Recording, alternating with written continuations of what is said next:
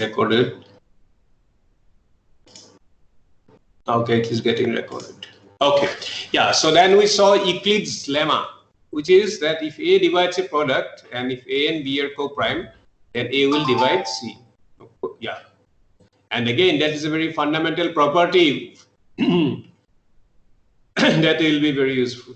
So, and how do we show this? Probably we discussed it, but anyway, let me just, what we have to do.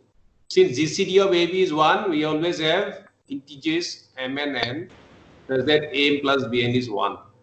Now I just multiply by C, both sides. Then I find that ACM plus BCN is C. Now we note that A certainly divides ACM. And A also divides BCN because A divides BC. So A has to divide C. Okay. So we must have, since A divides the left hand side, A divides the right hand side. Okay. I mean, it seems like a very obvious property, but that's how, in fact, we prove a property, important property of a prime number. What is a prime number? We'll see later. But prime is something. Suppose you define a prime number as something that you cannot factorize non-trivially. Like if you write a prime number as A times B, then either A is plus minus 1 or B is plus minus 1. But what is essential, another property of prime is that if P divides BC, if P has to divide B or P has to divide C. So if a prime number divides a product, it has to divide one of them. Okay. In fact, it is essential for unique factorization of integers. Okay. Suppose you have two factorizations. How do I compare the prime factors? Yes, essentially, we'll have to rely on Euclid's lemma. Okay. But anyway, we'll see that later. Okay, so this is something we discussed till yesterday. So let's see. Now there could be another definition of GCD. This is this one. Okay, what is that? Let's take AB to be two integers, not both 0, and let's define D dash to be an integer satisfying two conditions. First one is that it divides both A and B. It's a common divisor.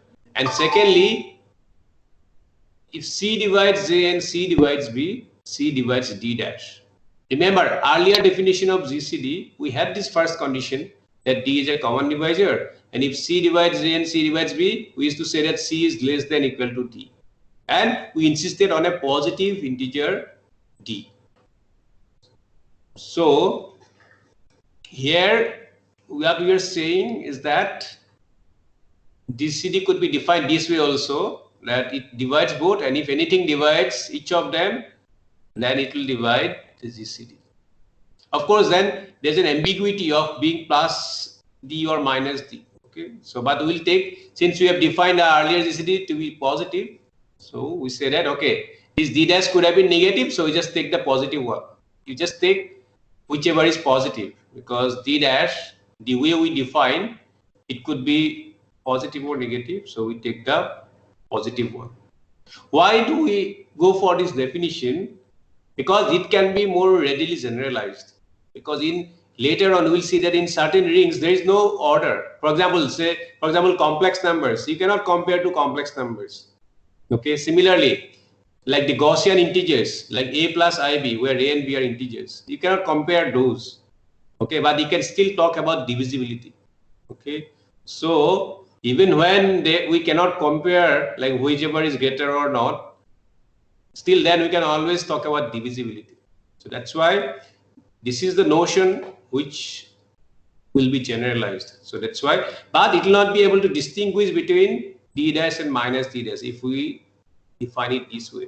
Because in general, why we were bothered about D dash and minus D dash? Because in integers, there are only two invertible elements, 1 and minus 1. Okay, but in general rings, like suppose a ring has square root of minus 1. In fact, that also has an inverse. Okay, that's like but those things will come later.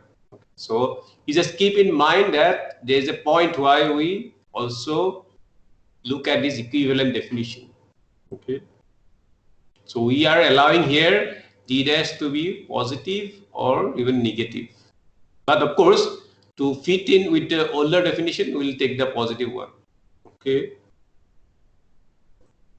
So for example, 12 and minus 12 both will satisfy for 24 and minus 60. So when we say GCD of 24 and minus 60, in our older definition is 12, and even new one, we are saying that, okay, we are taking the positive one.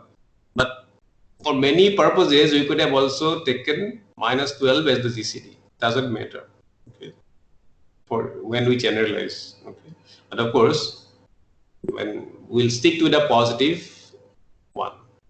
Okay, but this is for generalization. And so why these criteria are equivalent? Because suppose I have D dash satisfying these two properties. Okay, now I want to show that D dash is in fact, or D dash, either D dash or minus D dash. Okay, if we take the positive one among them, this is actually our old GCD. Okay, why is that? So let's take D to be the GCD as per earlier definition, and now we want to show that D equal to D dash. So how do I go about this? I just need to show that D equal to D dash. Okay, so this is just, I mean, simple application of divisibility. Okay, so suppose C divides A and C divides B, then C divides D dash, and if C divides D dash, so C is less than D dash. Okay, so this D dash satisfies both the properties of the earlier definition.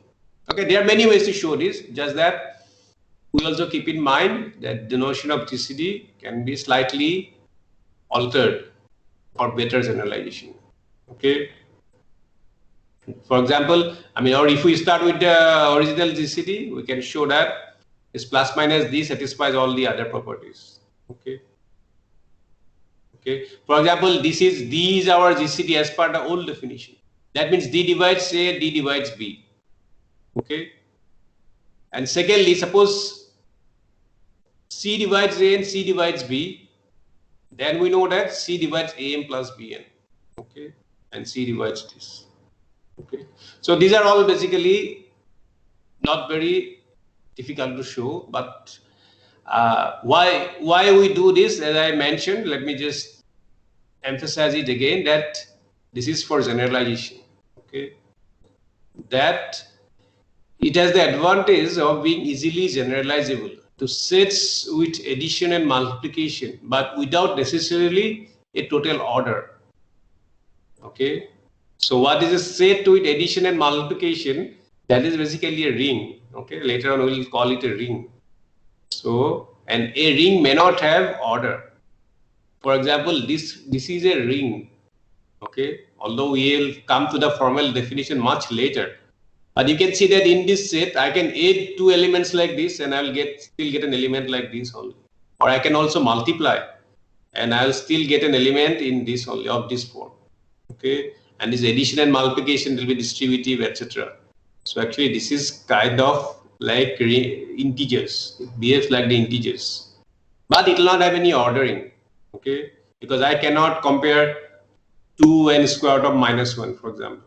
Okay, I cannot say one is bigger than the other, but still the notion of divisibility will carry through. Okay, and in that sense, we can define GCD here, which will be unique up to multiplication by plus minus 1 and plus minus square root of minus 1. Okay, like okay, so maybe the GCD of 1 plus I and 2, what will be the GCD? I can say it is 1 plus I, or minus of 1 plus I, or I times 1 plus I, or minus I times 1 plus I, because 1 plus I into 1 minus I is 2.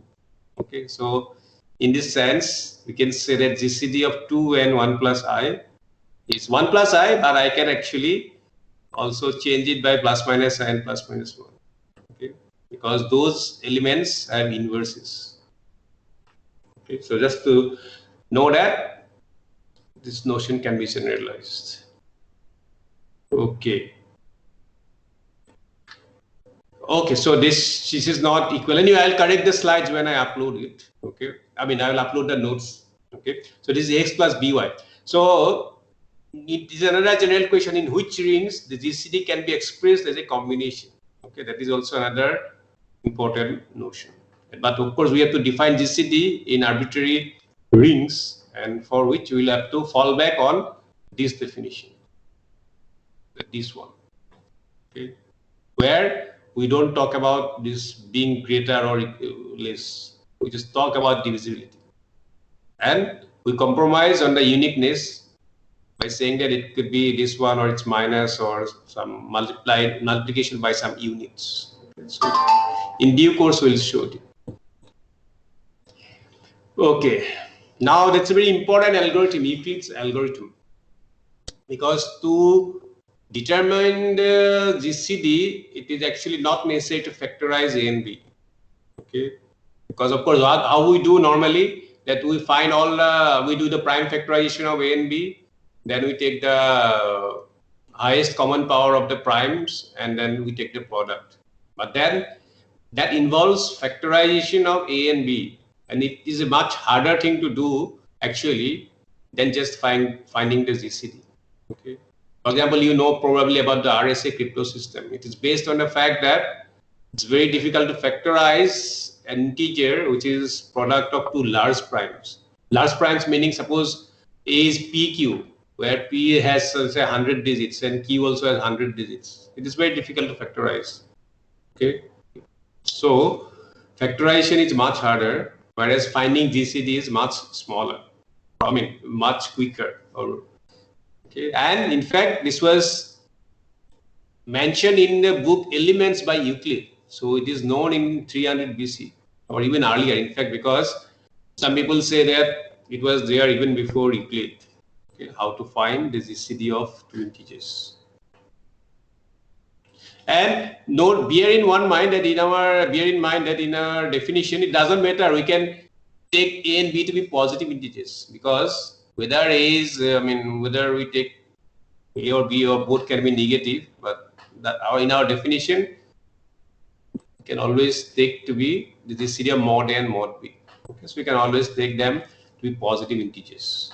Okay, so let's see how we apply Euclid's algorithm.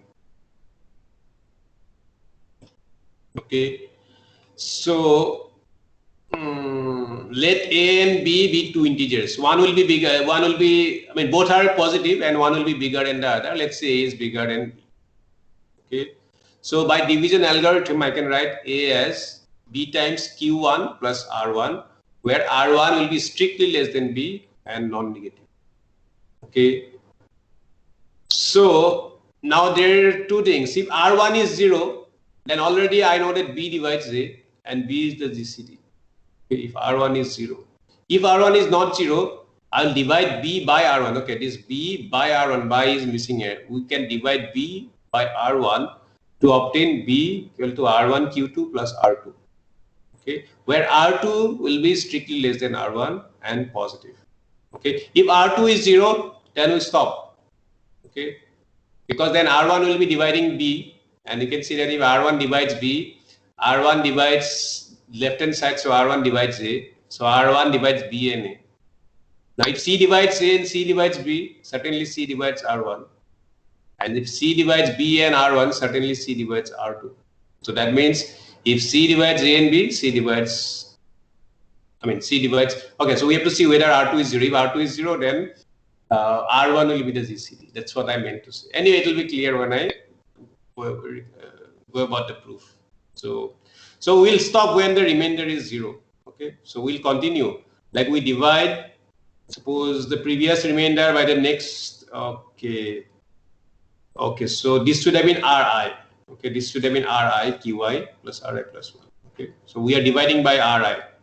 Each remainder I am dividing by the next, and I'm getting a new remainder. And unless it is 0, I continue. At some point of time, it will be 0. Why?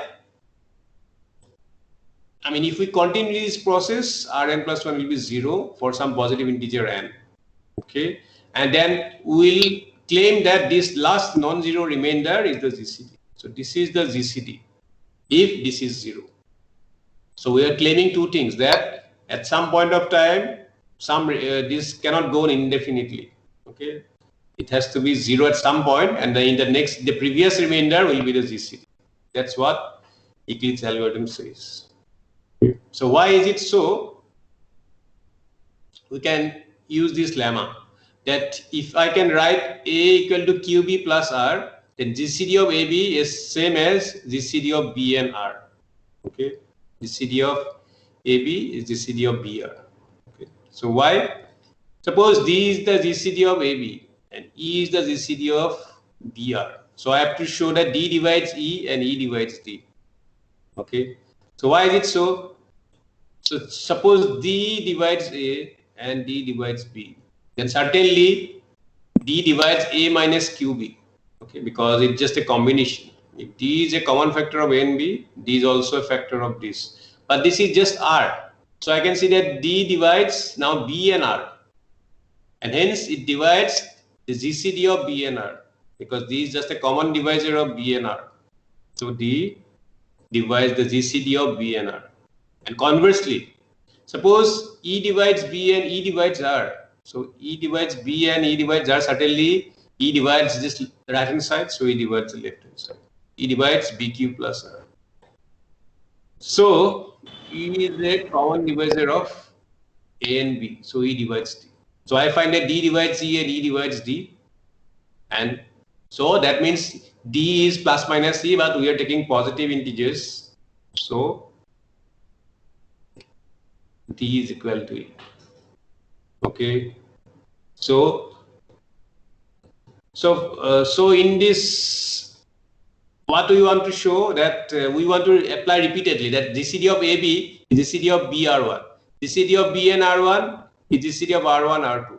GCD of Ri minus 1 and Ri, this should have been Ri, is GCD of Ri and Ri plus 1. Okay, GCD. So GCD of AB boils down to GCD of Rn minus 1 and Rn. Okay, and since this, if this remainder is 0, then I know that GCD of Rn and 0 is basically Rn. So this Rn is the GCD of AB. But I have to justify that this actually is 0. But that's not a problem, because whenever we are dividing, my first remainder is strictly less than B. My second remainder is strictly less than R1. Okay, the first remainder. So n plus first remainder is strictly less than Rn and still positive. So you cannot find positive integers, infinitely many positive integers less than some given B. Okay, suppose B is a positive integer, there are only finitely many positive integers less than it. So all these remainders are less than B. So this process has to terminate. At each step, I am going down. And on the other hand, I cannot go to negative integers because my remainders are non-negative. So at some point, I have to reach 0. Some kind of descent. Okay, it's like that's how Farmer proved like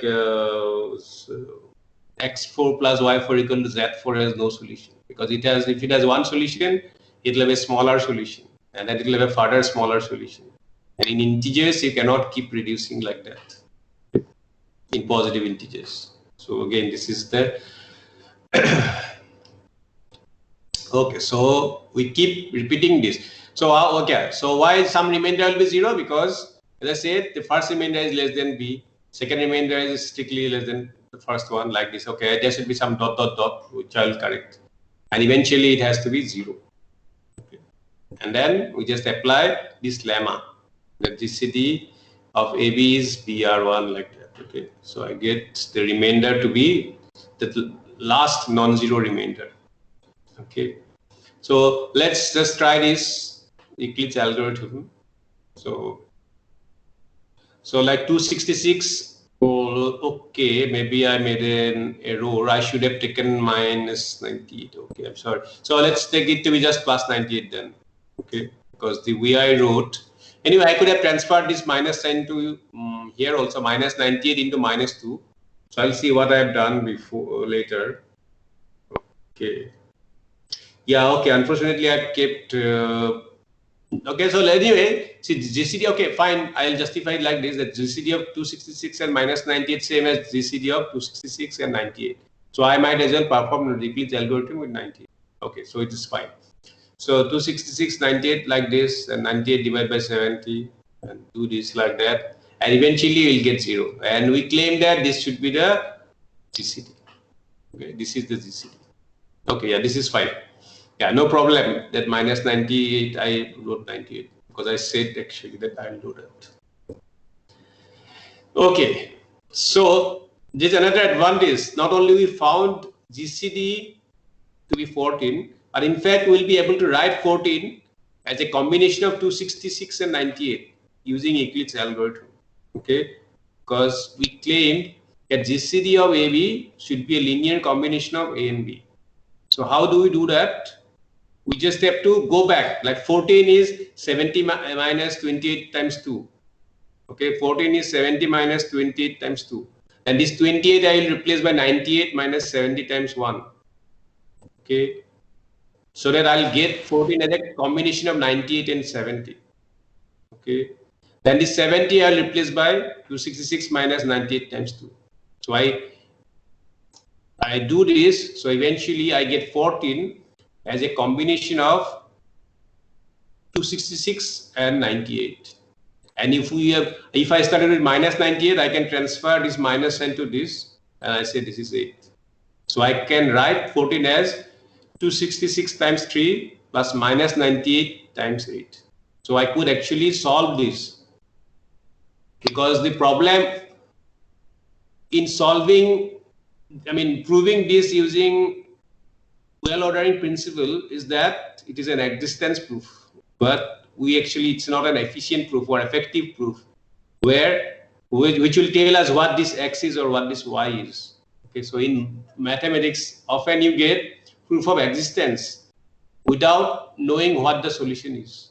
Okay, like some initial value problem, some differential equation might be very difficult to solve, but at least your existence and uniqueness theorem will tell you that a solution exists. But sometimes their solutions may be very difficult to find out. Okay, but this Eclipse algorithm actually tells us how to find this X and Y. Okay, without this, we'll just know that it exists. Some X and some Y exist by well-ordered principle. Okay. Okay, and let's see number of steps. Number of steps we can cut down. Okay, maybe I could have taken a mod here. Okay, that what we can do, we can allow negative remainders. Okay, so that we can cut down on the steps, because see, earlier I said I insisted on positive remainder. Okay, but in fact I can allow this negative remainder, because it's closer to 98. Okay, so I can say that I can add 198 to this and get this remainder as minus 28. Okay, it's like 98 into 3 plus minus 28. So you can allow that kind of negative remainder also. Okay, but yeah, this mod sign should be there. And if we do that, if we allow that, we take half the previous remainders and we can cut down on the steps. And 98, okay, when I say 98, I could take positive remainders. I think it is 3 times 28 plus 14 also we would have done. But anyway, just to emphasize that we are allowing negative remainders, I am doing it this way. Okay, because when it is half, we can actually take plus 14 or minus 14, doesn't make much difference. And we already find that this is now 0 remainder. So in 3 steps, okay, or in 3 steps we got this. Earlier we had to do 1 step more, like 1, 2, 3, and 4th step we got. Okay, but if we allow negative remainders, it should be quicker, because it will go down quicker to 0.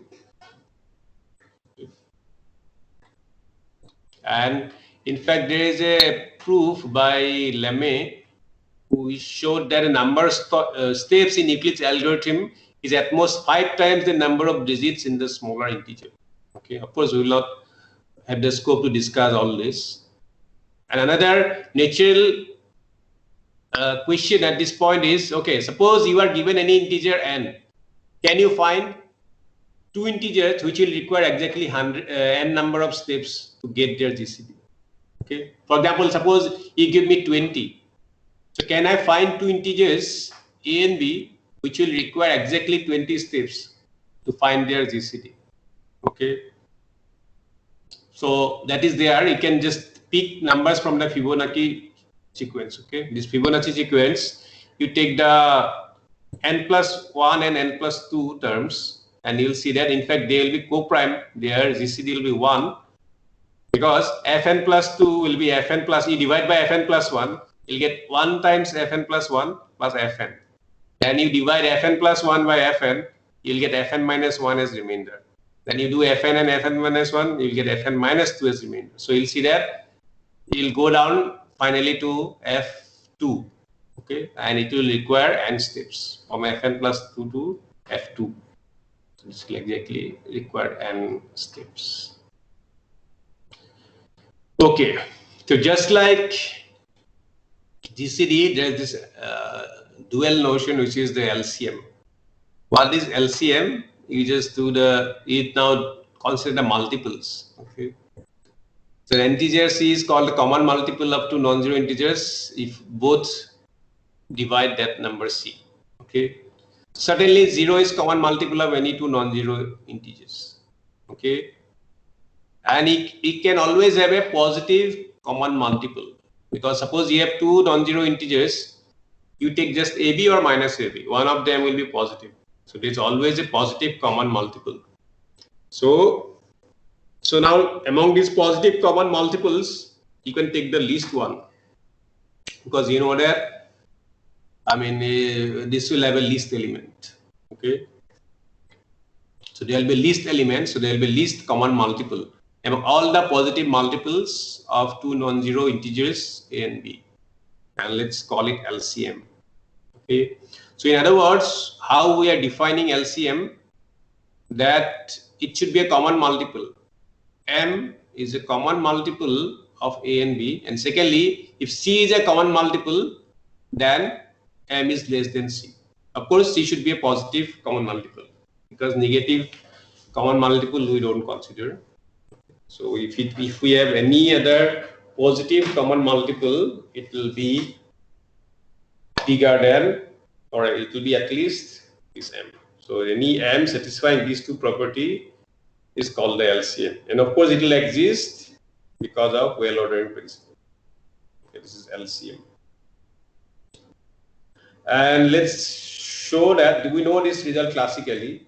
See, one thing is there. Okay, so for positive integers A and B, we have the product of the integers is their product of LCM and GCD. Okay, so I want to emphasize this fact that, okay, of course, this is like a school mathematics. If we do prime factorization, because if we apply prime factorization, suppose you write this, but we are doing it without prime factorization. Okay, so important thing to note is that without factorizing into prime numbers, we are proving this. That's the only thing to say. Because otherwise, how do I find LCM and GCD? I prime factorize A and prime factorize B, and I take the common highest power in the LCM and the common highest, the common highest power in the GCD. Okay, like the minimum of a prime power we take in the GCD, and in the LCM we take the maximum of the prime power. Suppose some prime power is present in both. Okay, when I take the maximum, I get LCM. If I take the minimum, I get this. Okay, and if we have two natural numbers or two integers, then maximum plus minimum is same as the sum of the integers. So that's how we are getting. But here actually we can prove this without prime factorization. So let's see how. Let's take D to be the GCD of A and B. And so A is a multiple of D and B is a multiple of S. An important thing to note is that R and S are co-prime, because once we take out the GCD, when we have shown this earlier also. Okay. Now what we want to show, that LCM is AB by D, that's all. Okay. Because we already know certain properties of this GCD which we studied, so we'll just use that. So we want to claim that AB by D is the LCM. AB by D is the LCM. Okay. First of all, this M should be a multiple of A and B, but that is clear because this we view as A times B by D, and B by D is an integer because D divides B. Okay. So M is a multiple of A. Similarly, M is a multiple of B. So certainly this M is a common multiple of A and B. Okay. Now we have to show that any other multiple is bigger than M. So how do I show that? So let's take any positive integer C such that A divides C and B divides C. So we want to show that M is less than equal to C. Now we use this fact that GCD of AB, okay, there's a typo, AB is D. So I write AX plus BY equal to D. Okay.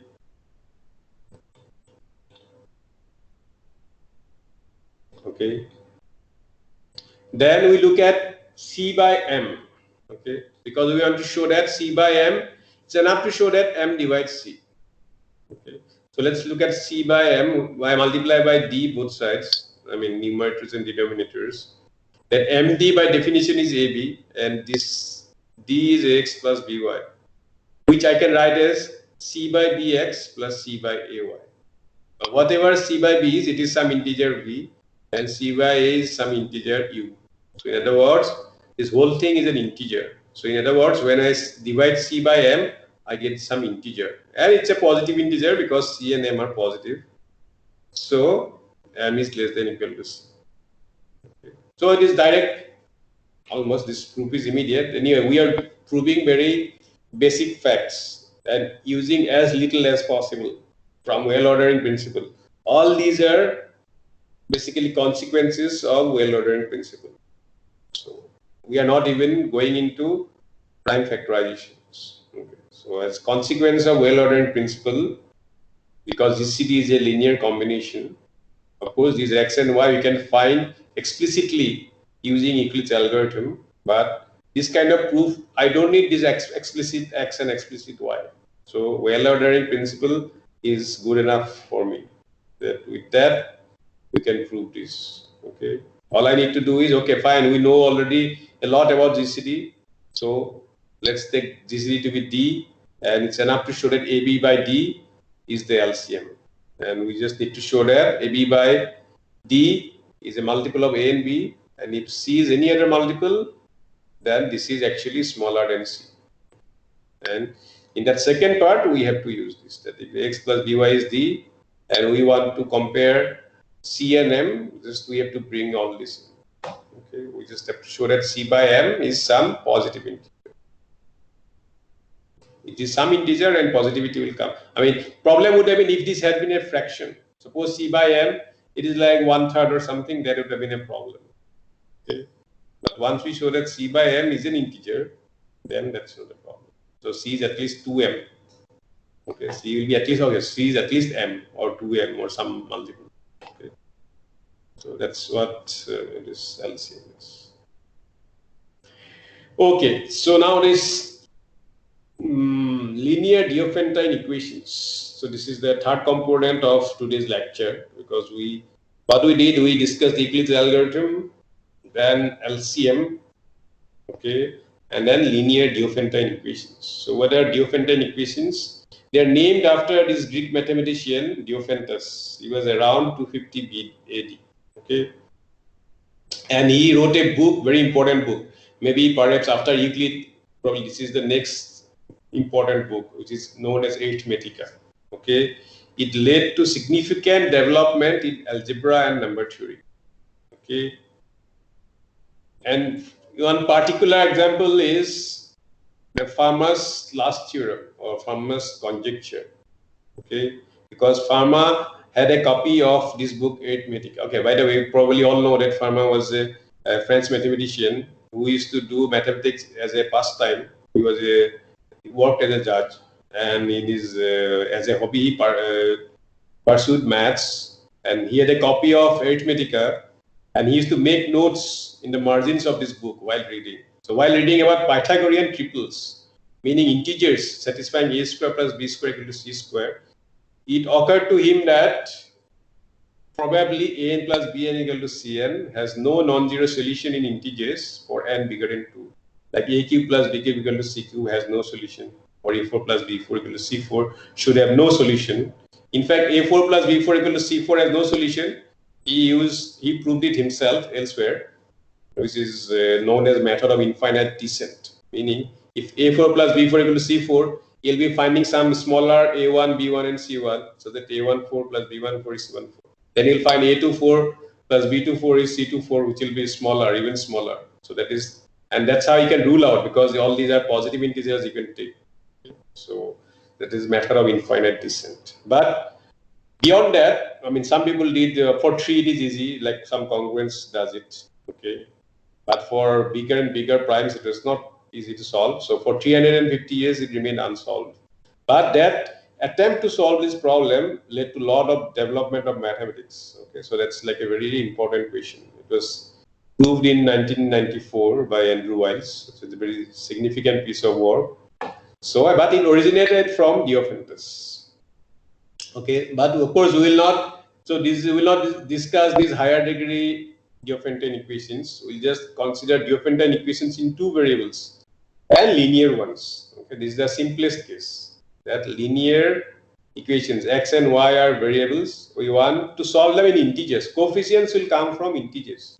Okay, in Geofentane equations, we have polynomials involving integer coefficients or sometimes rational coefficients, and we want for integral solution or rational solution. Okay, I mean, we don't want to solve them as cos theta, sin theta, etc. Right? Okay, so that's not what we want, because in complex numbers, I mean, these will be easily solvable. Important thing is whether you can solve it in integers. Similarly, here also, linear Geofentane equations we want to solve in integers.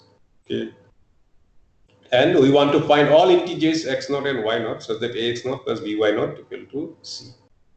Okay. And where a and b are integers, a, b, c are integers. Of course, we don't want a and b both to be 0. I mean, you know that that's no longer linear. Okay. So we want at least, okay, so this is not 90, but actually it should be not, it should be parenthesis, and that both not 0. Okay, one of them could be 0, in which case it will be very easy to solve. Okay, and then it will have a, okay, so it will be very easy to solve.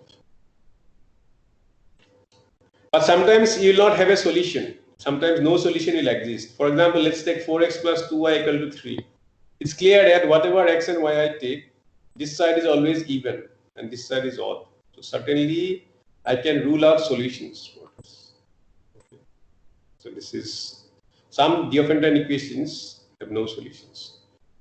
And sometimes you may have infinitely many solutions. If one solution is there, you can always, simple maneuver will give you infinitely many solutions. Like you can, this x0 you can disturb by bn and y0 by minus an, where n is arbitrary.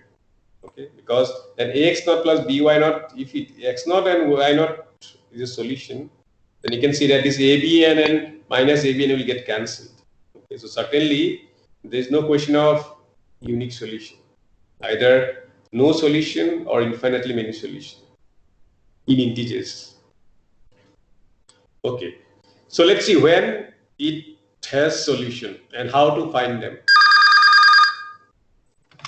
Hello?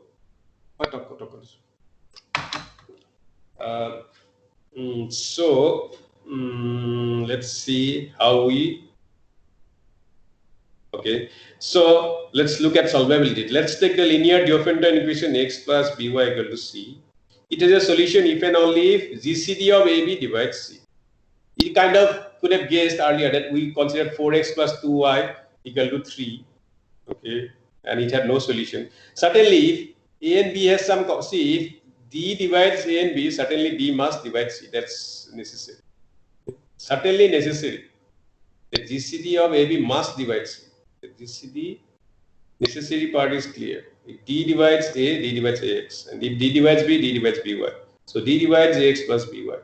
So D divides C. But this is also sufficient. Important part is it is sufficient.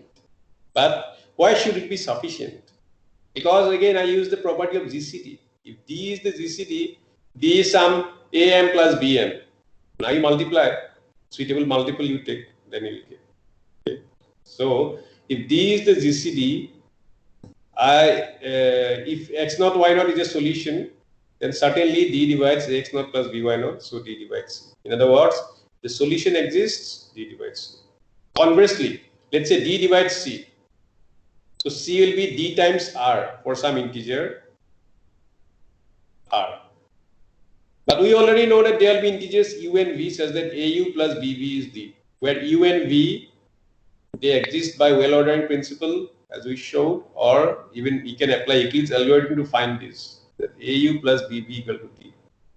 Okay. Now what I want? I want, instead of this D, I want C, but okay, I multiply by R. If I multiply by R, I will clearly get this. That if I multiply, because dr is C, the solving is not. Okay. So this linear Geofentane equation has a solution if and only if GCD divides C. Okay. And now let's see what are all the solutions. Okay. Now I know that existence of solutions, and certainly they are not unique. So, but what are these solutions? How are two solutions related? Suppose I solve as x naught y naught, you solve as x1 y1. What will be their relation? Okay, there will be some relation among these solutions. Okay, so what I'm saying here is that suppose GCD of AB divides C, and let this be one solution of X plus BY equal to C, because such a solution will exist. Now we are saying that all other solutions, or all solution other, you can forget, because T could be taken as 0 also. Then okay, all solutions can be expressed as x naught plus b by dt and y naught minus a by dt. Okay. Okay, where what is T? T can be any integer. Okay, so you'll get a family of solutions. Okay. It'll get a family of solutions where if I put T equal to 0, of course I'll get the solution I'm started with, but otherwise I'll get other solutions. How do I show this? Okay, so let's take another pair of solution, x1 y1. Then I have ax and ax1 plus by1 equal to ax naught plus by naught, which implies, because they both are C. So in other words, a times x1 minus x naught is minus b times y1 minus y naught. So it is clear. Okay, we have this relation. Now let's see what is, so we have to bring in the GCD now. So GCD of AB is D. So let's say A is dr and B is ds. Okay. Remember that once we take out the GCD, these remaining numbers are co-prime. Okay. That A by D and B by D is 1, which can be easily seen also from the fact that AX, suppose AX suppose A alpha plus, okay, AM plus BN is D, then I can divide by D, so that A by dm plus B by dn is B by dn is 1, so that A by dn, B by ds, GCD 1. Okay, so these R and S are co-prime. Okay, so these are co-prime. Now, what do I get from here? So if I substitute A is equal to dr and B equal to ds, so I can cancel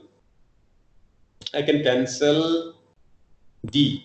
So I'll be left with this. If you're worried about cancelling, if the only way the cancellation would have failed is like, okay, suppose this is 0, but anyway, this is 0 already, I'm in the same solution. The next one is x naught and y1 is y naught, so I'm not bothered about that. So it gives me this relation. And that means since R and S are co-prime, so R has to divide y1 minus y0. We proved that if A divides BC, then A and B are co-prime, then A divides C. So we just apply it to R, S, and y1 minus y1. Since R is co-prime to minus S, so R has to divide this. So, and similarly, S is co-prime to R, so S has to divide x1 minus x0. Okay. So let's say y1 minus y0 is minus RT. So suppose y1 minus y0 is, I could have said RT, but probably to get it in a nice form, I said minus RT. Okay. So let's take y1 minus y0 RT, and x1 minus x0 will be ST, because I'm substituting. Okay. Here, if I substitute y1 minus y0 is RT, then x1 minus x0 will be ST. Okay. So I get this. So I'll get x1 as x0 plus st. But remember, what is s? It is b by d. Okay, because d times s was b. So s is b by d. And what is y1? It is like this. Okay. So we get this. So we show that if x1 and y1 is another pair of solution, it is related to x0 and y0 like this. And for some t, but then we'll show that any t you take, it will always get a solution. That part is easy, because suppose you take any t, then you just do this substitution, then you will get an easy cancellation. Okay, that this term multiplied by a and this term multiplied by b will get cancelled, so I'll get c. So we showed two things. That our intention was to show that if x0 y0 is a solution, then this is always a solution. Okay, maybe I could have done this as first part. That starting with x0 and y0, for any t, this is a solution. Okay, that we show. Then we show that there is no other solution. Every solution is captured by this. How do I show this? Okay, take any other solution and deduce that it is necessarily of this form. Okay, so I could have put this first. That okay, any t you take, you get a solution, and this part is like you get no other solution. Any solution has to be of this form. So it can be viewed like that. Okay, so let me do an example. How do I find this solution or Geofentane equation? So let's take 70x plus 48y is 26. Okay. So first observe that GCD is 2 and 2 divides 26, the solution will exist. Okay. The solution exists because GCD divides 26. Now how do I find these x and y? Apply Eclipse algorithm to find the GCD of 70 and 48. Okay, I am using positive remainder only because this is the one probably most familiar to you, but you could have used negative remainder also. Okay. Okay, in this particular case already negative remainder would have not been closer, I suppose. 22. Okay. Yeah, other would have been 26. What? 26. Okay, yeah, fine. Anyway, this is not give you any quicker. Okay. So 70 this and you do that. So and you go back because you know that this is the GCD. This is the last non-zero remainder because you are now getting zero remainder.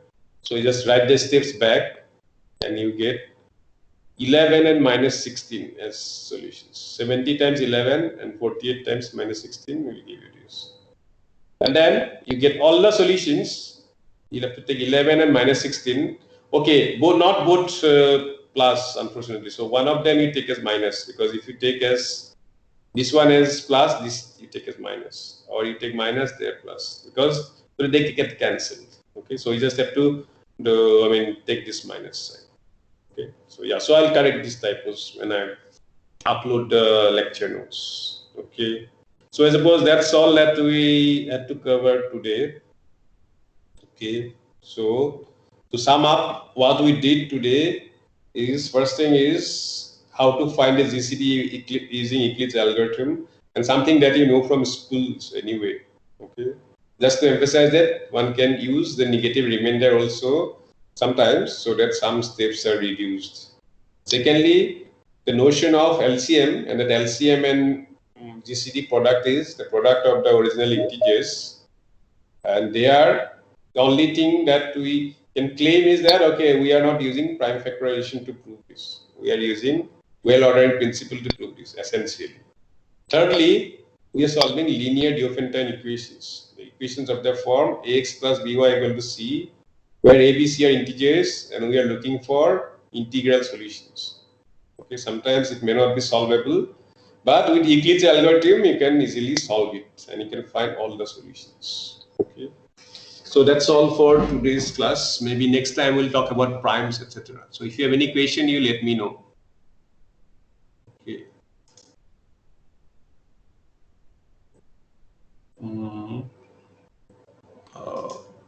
Stop sharing. Sharing is where?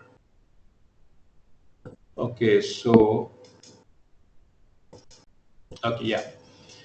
Yeah. So if you have any question, you let me know.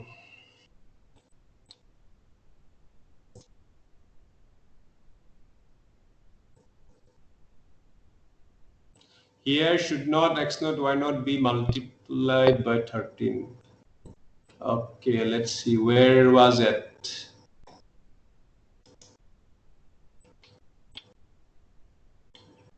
Okay, maybe, okay, you are right. Very true. Yes, sorry.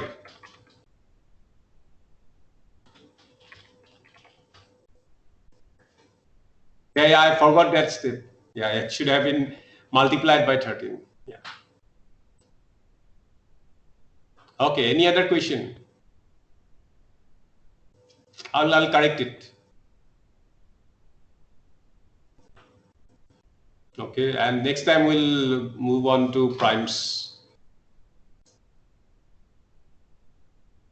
Okay, so let me know if there is any question. Probably not, I suppose. Uh, Wait. Recorded lectures. Okay, let me see. Okay, I have to put it in the. Yeah, I'll have to figure it out. Okay. Anyway, these recorded lectures will be there for 20 days, I suppose. And yeah, that is fine because anyway, had it been live lecture also, you will not get a recording. So 20 days is good enough. And anyway, our lecture notes will be there. Okay. Any other question? Let me know.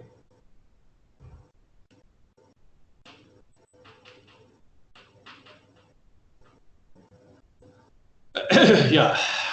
Okay. Suppose. Okay, so you can leave unless you have question.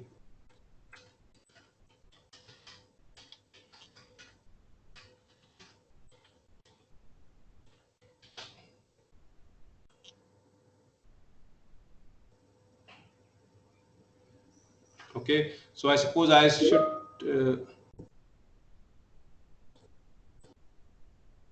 evaluation procedure. Of course, that's the $1,000,000 question.